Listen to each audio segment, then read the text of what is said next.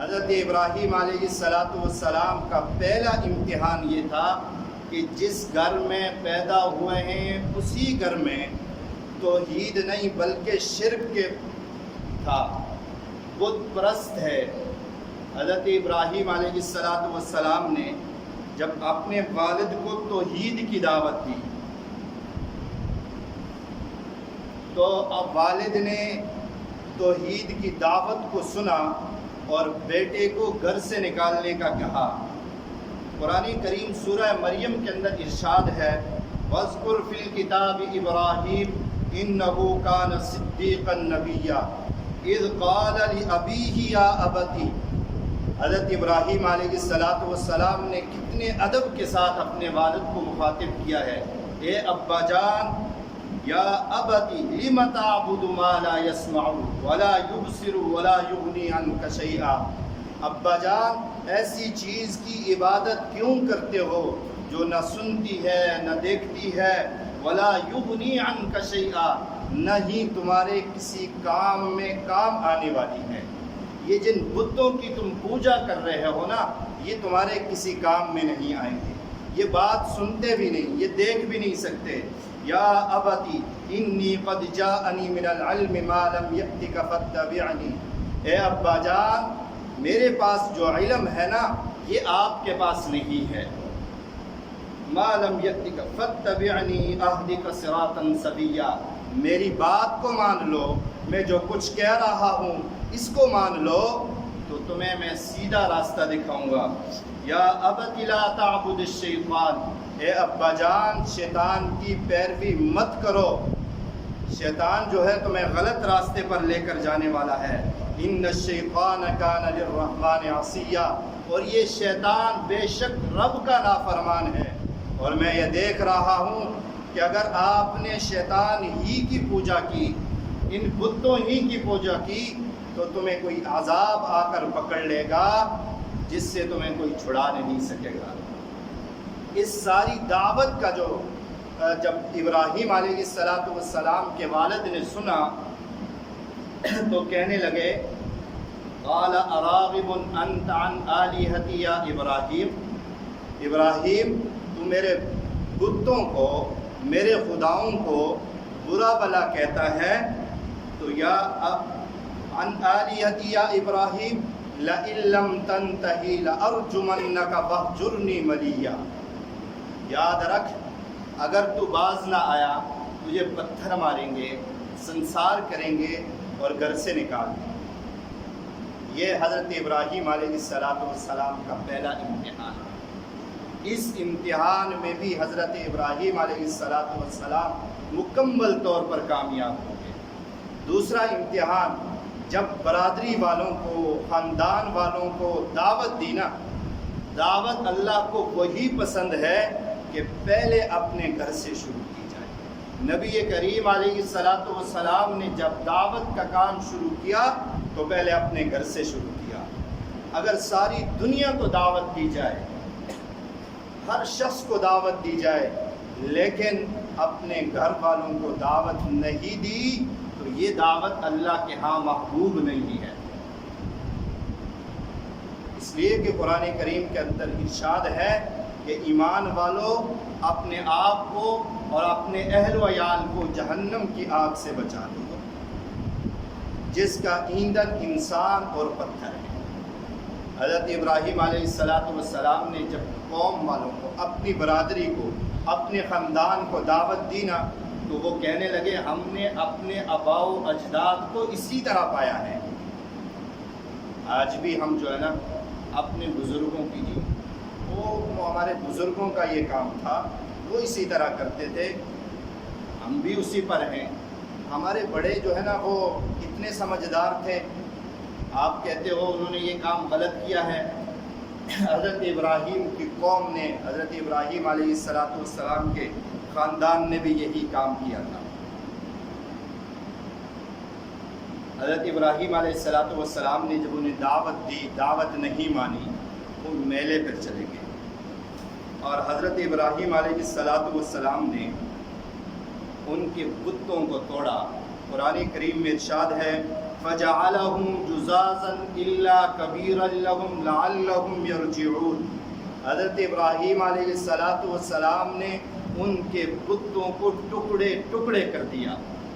جب ٹکڑے ٹکڑے کر دیا، قالوا من فعل هذا بآلهتنا، ہائے کس نے ہمارے خداؤں کے ساتھ یہ کر دیا ہے؟ انه لمن الظالمین، بڑا ظالم ہے وہ، جس نے ہمارے بتوں کے ساتھ یہ کیا ہے نا، وہ بہت بڑا ظالم ہے۔ قالوا سمعنا فتى يذكرهم، کچھ لوگ کہنے لگے ہم نے ایک نوجوان کو سنا ہے جو ہمارے ان بتوں کو برا بلا کہتا ہے۔ یقال له ابراہیم، اس کا نام ابراہیم ہے، اس کا نام ابراہیم ہے، وہ ہمارے بتوں کو برا بلا کہتا ہے، ہو سکتا ہے یہ کام اسی نے کیا ہو۔ قالوا فأتوا به على أعين الناس، حکم دیا گیا کہ اس کو قوم کے سامنے لایا جائے تاکہ اس کے اوپر گواہ بن جائے۔ اور جب حضرت ابراہیم علیہ السلام آگے، قالوا أأنت فعلت هذا بآلهتنا یا ابراہیم، ابراہیم کیا تو نے ہمارے بتوں کے ساتھ یہ کام کیا ہے؟ یہ جو بت توڑے گئے ہیں نا، ٹکڑے ٹکڑے کر دیے گئے ہیں نا، یہ تم نے کیا ایسا؟ حضرت ابراہیم علیہ السلام نے جواب دیا، قال بل فعلہ کبیرہم ھذا، یہ تو تمہارے اس بڑے بت کو پتہ ہوگا جس کے کندھے پر کلواڑا ہے، اسے پتہ ہوگا کہ کس نے توڑے ہیں۔ قالوا فاسألوہم ان کانوا ینطقون، سوال کرو ان سے اگر وہ بولتا ہے، پوچھ لو اگر وہ بولتا ہے، آپ کے سوالوں کا جواب دے سکتا ہے تو پھر اس سے سوال کر لو۔ فرجعوا الی انفسہم، پھر انہوں نے اپنے نفس کے اندر سوچا، دل کے اندر سوچا کہ بات تو ابراہیم صحیح کہہ رہا ہے کہ یہ بول نہیں سکتے ہیں، یہ ہماری کیا مدد کریں گے؟ ان خداؤں نے اپنے آپ کو نہیں بچا سکا تو ہمیں کیسے بچائیں گے؟ لیکن جب انسان کی عقل کام نہ کرے تو پھر وہ کچھ بھی کر سکتا ہے۔ وہ کہنے لگے یہ کام ابراہیم نے کیا ہے، اس کی سزا دی جائے، انہیں آگ میں ڈالا جائے۔ آگ کو بھی اللہ رب العزت نے ٹھنڈا کر دیا۔ اس امتحان میں بھی حضرت ابراہیم علیہ السلام کامیاب ہوئے۔ انسان جس ملک میں یا رہتا ہے اس کے ساتھ انسان کو محبت ہوتی ہے، وطن کے ساتھ انسان کو محبت ہوتی ہے، یہ فطرت میں ہے۔ نبی کریم صلی اللہ علیہ وسلم جب مکہ چھوڑ رہے تھے تو اللہ کے نبی صلی اللہ علیہ وسلم نے فرمایا تھا، اے مکہ جانے کا دل تو نہیں کرتا لیکن اس میں رہنے والے ہمیں یہاں رہنا نہیں دیتے۔ حضرت بلال رضی اللہ تعالی عنہ جب مدینہ منورہ میں ہجرت کر کے آئے تو مکہ کی گھاس، مکہ کے پتھروں کو مخاطب کر کے اشعار کہا کرتے تھے، ان کی محبت میں اشعار کہا کرتے تھے۔ حضرت بلال رضی اللہ تعالی عنہ کو مکہ مکرمہ میں جو تکالیف پریشانی اٹھانی پڑی ہیں وہ بھی ان کے سامنے تھی، لیکن وطن کے ساتھ محبت تھی۔ حضرت ابراہیم علیہ السلام بھی اپنا وطن چھوڑ کر چلے گئے، یہ بھی امتحان تھا، اور اس امتحان میں بھی حضرت ابراہیم علیہ السلام کامیاب ہوئے۔ اسی طرح ایک امتحان حضرت ابراہیم علیہ السلام کا یہ ہے، جب اولاد نہیں تھی اللہ رب العزت نے اولاد دی، اب یہ حکم ہوا ہے کہ اسے بیابان علاقے کے اندر چھوڑ کر چلے جائیں۔ وَإِذْ قَالَ إِبْرَاهِيمُ رَبِّ اجْعَلْ هَٰذَا الْبَلَدَ آمِنًا وَاجْنُبْنِي وَبَنِيَّ قَالَ رَبَّنَا إِنِّي أَسْكَنْتُ مِنْ ذُرِّيَّتِي بِوَادٍ غَيْرِ ذِي زَرْعٍ عِندَ بَيْتِكَ الْمُحَرَّمِ، حضرت ابراہیم علیہ السلام نے یہاں چھوڑا اور چلے گئے۔ تفصیل کے ساتھ اس واقعے کو سورہ ابراہیم میں اللہ رب العزت نے ذکر فرمایا ہے۔ اس کے بعد ایک امتحان یہ بھی آیا کہ جب بچہ چلنے کے قابل ہو گیا، اب یہ جا رہا ہے، چلنے پھرنے کے قابل ہوا، ہاتھ پکڑ کر انگلی پکڑ کر چلنے کے قابل ہوا، اب حکم ہوا فلما بلغ معه السعي قال يا بني اني ارى في المنام اني اذبحك فانظر ماذا ترى۔ حضرت ابراہیم علیہ السلام نے حضرت اسماعیل علیہ السلام سے فرمایا، بیٹے میں نے خواب دیکھا ہے کہ میں خواب کے اندر آپ کو ذبح کر رہا ہوں۔ حضرت اسماعیل نے جواب دیا، قال یا ابت افعل ما تؤمر، ابا جان جو حکم ہے اسے کر دیں، ستجدنی انشاء اللہ من الصابرین، آپ مجھے صبر کرنے والوں میں سے پائیں گے، انشاءاللہ آپ مجھے صبر کرنے والوں میں سے پائیں گے۔ یہاں یوں بھی کہا جا سکتا تھا ستجدنی من الصابرین، آپ مجھے صبر کرنے والوں میں سے پائیں گے، آپ مجھے صبر کرنے والے پائیں گے، لیکن یہاں بھی انشاءاللہ کہہ کر اپنے آپ کو نہیں بلکہ اللہ کی طرف اشارہ کیا کہ انشاءاللہ آپ مجھے صبر کرنے والوں میں سے پائیں گے۔ حضرت ابراہیم علیہ السلام نے جب حضرت اسماعیل علیہ السلام کو پیشانی کے بل لٹا دیا، آسمان سے آواز آئی وَنَادَيْنَاهُ أَن يَا إِبْرَاهِيمُ قَدْ صَدَّقْتَ الرُّؤْيَا إِنَّا كَذَلِكَ نَجْزِي الْمُحْسِنِينَ۔ حضرت ابراہیم آپ نے ہمارے خواب کو سچا کر دکھایا ہے، ہم اسی طرح احسان کرنے والوں کو بدلہ دیا کرتے ہیں، ہم اسی طرح نیکوکار کو بدلہ دیا کرتے ہیں۔ ان هذا لهو البلاء المبین، بے شک یہ بہت بڑا امتحان تھا جس کے اندر حضرت ابراہیم علیہ السلام کامیاب ہو گئے۔ حضرت ابراہیم علیہ السلام کی یاد میں آج پوری دنیا میں اس سنت کو زندہ کیا جاتا ہے۔ نبی اکرم صلی اللہ علیہ وسلم کا ارشاد ہے، حضرت ابو ہریرہ رضی اللہ تعالیٰ عنہ فرماتے ہیں، نبی کریم صلی اللہ علیہ وسلم نے ارشاد فرمایا، جو شخص بھی قربانی کی استطاعت رکھتا ہو اور پھر وہ قربانی نہ کرے تو اسے ہمارے عیدگاہ کے اندر نہیں آنا چاہیے۔ بہت بڑی تنبیہ ہے، جس شخص پر قربانی واجب ہو اور وہ قربانی نہ کرے، اللہ کے نبی صلی اللہ علیہ وسلم کا حکم ہے کہ وہ ہماری عیدگاہوں میں نہ آئے۔ یہ تنبیہ ہے، جیسے حدیث میں آتا ہے کہ اللہ کے نبی صلی اللہ علیہ وسلم نے ارشاد فرمایا، جو کسی مسلمان کو تکلیف دیتا ہے تو وہ ہم میں سے نہیں ہے، وہ ہم میں سے نہیں ہے۔ اس پر ایک اور حدیث یاد آئی، نبی کریم صلی اللہ علیہ وسلم کا ارشاد ہے کہ یہ جو 10 یوم النحر کا دن ہے، اس دن اللہ رب العزت کے ہاں خون بہانے سے زیادہ کوئی عمل پسندیدہ نہیں ہے، کوئی عمل پسندیدہ نہیں ہے، الا یہ کہ اگر آپ اپنے رشتہ داروں کے ساتھ صلہ رحمی کرتے ہیں تو ہو سکتا ہے وہ اس سے بہتر ہو۔ یہ حضرت حسین ابن علی رضی اللہ تعالیٰ عنہ کی روایت ہے، ترمذی نے اس کو روایت کیا۔ نبی کریم صلی اللہ علیہ وسلم نے سیدہ فاطمہ الزہرا رضی اللہ تعالیٰ عنہا سے فرمایا کہ فاطمہ اٹھو اور اپنی قربانی کو جا کر دیکھو کہ جب بھی قربانی کرنے والے جانور کو ذبح کر دیا جاتا ہے، اس کا خون زمین پر گرتا ہے، اللہ تعالیٰ تمہارے گناہوں کو معاف فرما دیتے ہیں۔ حضرت فاطمہ الزہرا رضی اللہ تعالیٰ عنہ نے فرمایا، یا رسول اللہ، کیا یہ فضیلت صرف ہم اہل بیت کے لیے ہی ہے یا مسلمانوں کے لیے ہے؟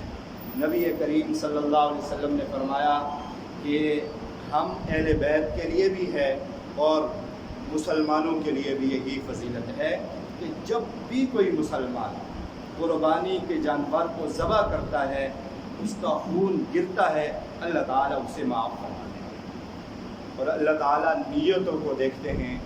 لن ینال اللہ لحومها ولا دماؤها ولکن ینالہ التقوی. اللہ کے ہاں نہ خون اور نہ گوشت کی ضرورت ہے. اللہ صرف اور صرف تقوی کو دیکھتے ہیں. ہر عبادت کا مقصد یہ ہے. قرآن کریم کے اندر جب رمضان المبارک کا مہینہ شروع ہوا تو اللہ تعالیٰ کا ارشاد ہے شہر رمضان الذی انزل یا ایھا الذین آمنوا استعینوا بالصبر والصلاۃ. ایمان والوں کو صبر کے ساتھ اور نماز کے ساتھ مدد کا حکم دیا ہے. اسی طرح رمضان المبارک کے روزوں کے متعلق فرمایا کہ رمضان کے روزے رکھو، تم پر بھی فرض ہیں، تم سے پہلی امتوں پر بھی فرض ہیں. اس کی وجہ یہ ہے کہ لعلکم تتقون، تاکہ تم تقوی اختیار کرو. حج کے متعلق بھی یہی ارشاد ہوا کہ حج اس لیے ہے تاکہ تم متقی بن جاؤ، تقوی والے بن جاؤ. اور قربانی کا مقصد بھی یہی بتایا کہ لن ینال اللہ لحومها ولا دماؤها ولکن ینالہ التقوی، تاکہ تم متقی بن جاؤ، پرہیزگار بن جاؤ. تقوی یہ ہے کہ انسان گناہوں سے بچ کر زندگی گزارے. اللہ رب العزت سے دعا ہے اللہ تعالیٰ مجھے بھی آپ حضرات کو بھی جو کچھ کہا سنایا اس پر عمل کی توفیق نصیب فرما لے. نماز کا جو طریقہ ہے انشاءاللہ نماز ہمارے عزیز ہیں، بھائی ہیں، شیخ عبدالقدوس صاحب جو ریاض میں مسجد القادسیہ کے امام ہیں یہاں تشریف لائے ہیں. میں ان کا شکریہ بھی ادا کرتا ہوں اور انشاءاللہ نماز کی امامت بھی وہ کروائیں گے اور خطبہ بھی عید کا وہی دے دیں گے.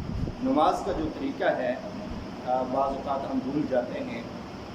امام صاحب تکبیر کہنے کے بعد ثنا پڑے گا، ثنا کے بعد 3 تکبیرات کی جائیں گی. ان کے بعد پھر اسی طرح نماز پڑھتے ہیں جس طرح نماز پڑھی جاتی ہے. پھر دوسری رکعت میں سجدے سے اٹھ کر پہلے قرات کی جائے گی، پھر رکوع میں جانے سے پہلے 3 تکبیرات ہیں، پھر اس کے بعد رکوع ہے. اگر خدا نخواستہ امام صاحب بھول جاتے ہیں تو ہم نے امام کی ابتدا میں رکوع میں چلے گئے تو رکوع کرنا ہے. اگر تکبیرات بھول جائیں تو پھر ہم نے امام کی ابتدا کرنی ہے. یہ تکبیرات پھر رکوع کے اندر مکمل ہو جاتی ہیں. اگر چھوٹ جائیں تو اس میں سجدہ سہوا بھی ہوتی ہے. بعض اوقات یہ مسئلہ معلوم نہیں ہوتا ہے اور امام بھول جاتا ہے، مقتدی پیچھے کھڑے رہتے ہیں تو اس سے نقصان ہوتا ہے، نماز کے اندر خلل آ جاتا ہے. یہ نماز کا طریقہ ہے. دوسری بات قربانی کے متعلق ایک دوست نے سوال کیا ہے کہ قربانی کے گوشت کو ہم اجرت کے طور پر کسائی کو دے سکتے ہیں یا نہیں دے سکتے. تو قربانی کا جو گوشت ہے نا اس کو ہم اجرت کے طور پر نہیں دے سکتے، جائز نہیں ہے، درست نہیں ہے. ایسے کرنے سے باقی دوستوں کی بھی قربانی خراب ہو جاتی ہے. اسی طرح قربانی کی کھال کو بیچ کر اس کا پیسہ ہدیہ کرنا ضروری ہے. نبی کریم صلی اللہ علیہ وسلم نے ارشاد فرمایا جس نے قربانی کی کھال کو بیچ دیا تو اس کی قربانی نہیں ہوئی. ہاں اپنے استعمال میں لانا جائز ہے، درست ہے. کوئی مسلح بناتا ہے، مٹکا بناتا ہے، اس طرح کے کوئی بھی کام اپنے استعمال میں لانا درست ہے. اسی طرح قربانی کی کھال آپ ذبح کرنے والے کو اجرت پر بھی نہیں دے سکتے. سری پائے ہیں یہ بھی اجرت پر نہیں دے سکتے ہیں. اگر دیں گے تو اس سے قربانی میں خلل واقع ہوگا. اسی طرح قربانی کے اندر جو ساتھی ہوں، دوست ہوں، ان کو بھی دیکھنا چاہیے کہ ان کا مقصد کیا ہے. اگر کوئی شخص صرف گوشت کو فروخت کرنے کی نیت سے حصے داروں کے ساتھ شامل ہو جاتا ہے تو اس کی قربانی بھی خراب ہو سکتی ہے. درست نہیں ہے ایسا کرنا. قربانی کی کھالیں یہاں آپ لا کر مدرسے میں بھی جمع کرا سکتے ہیں. اگر آپ کو اعتماد ہو، جہاں آپ کا دل چاہتا ہے، جہاں آپ کو اعتماد ہو کہ یہاں یہ ادارہ، یہ تنظیم اچھا کام کر رہی ہیں، وہاں دیں. ان اداروں کے اندر نہ دیں جو قربانی کی کھال کو کسی اور مقصد کے لیے استعمال کرنے والے ہوں. تو ایسے کاموں سے بچنا چاہیے جن سے ہماری قربانی خراب ہو جائے. اللہ رب العزت سب کو عمل کی توفیق نصیب فرما دے. صفیں درست کر لیں.